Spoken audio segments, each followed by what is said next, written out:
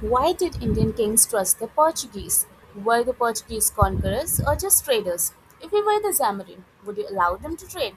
Why should the Zamorin refuse one more group of merchants? Why did the Portuguese look like an opportunity instead of a threat? There are many such questions to answer. Europeans came to India for five major reasons, and the primary one was economic, and the others I have already discussed in my first video. So, yes, when they came to India, they were just traders.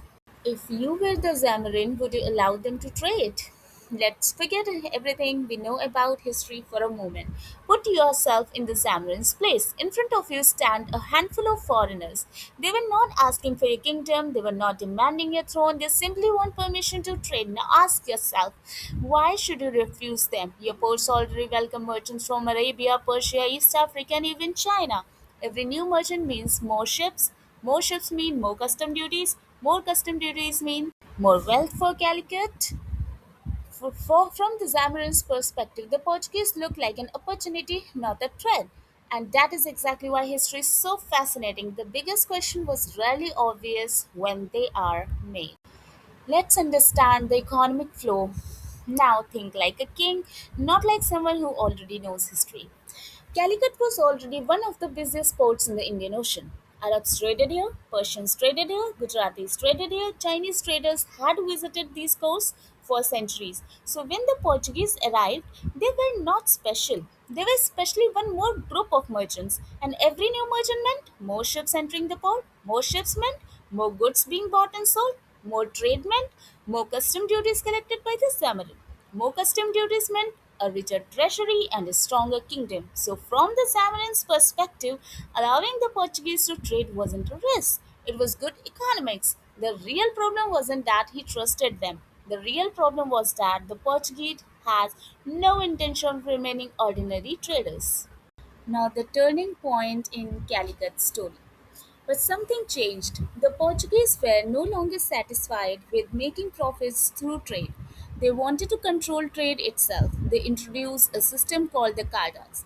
Every merchant sailing in the Indian Ocean now had to buy a Portuguese permit. No cartas, no trade. Imagine this. You are an Indian merchant. You are sailing in Indian waters, carrying goods from one Indian port to another. Yet a foreign power stops the ship and demands permission to continue your own journey. Those who refused lost their ships. Some lost their lives. The Portuguese had arrived as merchants, but they had begun behaving like rulers. A new base, a new power. Controlling trade from the sea wasn't enough. The Portuguese needed something more, a permanent base. In 1510, Alfonso de Albuquerque captured Goa. Why Goa? Because it had a deep natural harbor. It sat on the Arabian Sea, and from here, the Portuguese could launch their navy, repair their ships, store supplies, and control maritime trade. Goa wasn't just another port, it became the capital of the Portuguese Estado de India. From this moment onward, the Portuguese were no longer visitors, they had become a colonial power in India. Now, the Portuguese journey from the traders to rulers. Capturing Goa was only the beginning. The Portuguese now had something they never had before, a permanent base in India. From Goa, they built forts, strengthened their navy, and controlled key sea routes. They didn't just trade in spices anymore, they tried to monopolize them. They supported some rulers, fought others, and increasingly interfered in local politics. Missionaries arrived, churches were built, Christianity spread, especially in Portuguese controlled territories. In just a few decades, the Portuguese had transformed Chins into a maritime empire on the west coast of India. Now, the control of trade by the Portuguese. The Portuguese had come to earn profits, but in trying to control the seas, they changed the rules of trade itself. Indian merchants could no longer sail freely. Trade became dependent on Portuguese permission. Those who resisted often faced violence at sea. Local rulers realized that these were no longer ordinary merchants. They were a foreign power using trade, naval strength, and politics together. But here's the interesting part, the Portuguese never ruled all of India. Their real empire was the Indian Ocean, and soon new European rivals, the Dutch and the English, arrived to challenge that empire. Portuguese control was strong but not unchallenged. New rivals, new challenges.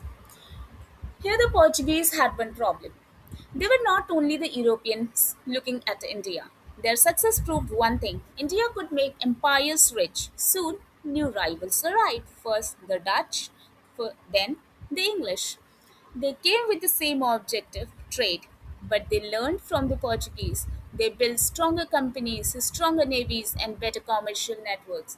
Gradually, the Portuguese monopoly began to crack. Ironically, India did not end Portuguese dominance, erupted, and that course of Indian history forever. Was trusting the Portuguese India's biggest mistake? Not really. In 1498, they looked like ordinary merchants. No Indian ruler could predict that trade would become a tool of empire. The real lesson is much bigger. Trade brought the Europeans to India, competition kept them here, politics made them rulers, the Portuguese opened the first door, the Dutch widened it, the English walked through it. I would like to know your opinions because opinion matters. Kindly subscribe, like, and comment.